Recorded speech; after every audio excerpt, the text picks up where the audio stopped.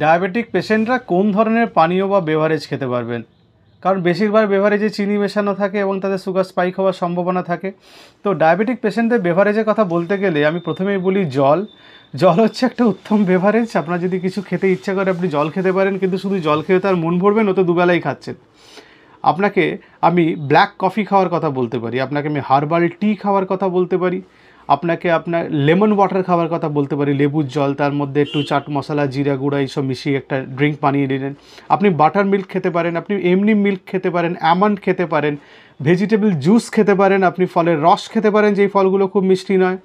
এবং সর্বোপরি আপনাকে সেই বেভারেজগুলো অ্যাভয়েড করতে হবে যার মধ্যে চিনি আছে, সল্ট আছে, যেগুলো কমার্শিয়ালি প্রিপেয়ার্ড যে জুসেসগুলো পাওয়া যায়, ফ্রুট জুস কথা বলছি বা বিভিন্ন রকম ড্রিঙ্কের কথা বলছি, লাস্সি আজকাল প্রচুর পাওয়া যায় কমার্শিয়ালি প্রিপেয়ার্ড, যেগুলো বোতলের মধ্যে থাকে, ক্যান্ড আর কি, চিনি মেশানো থাকে।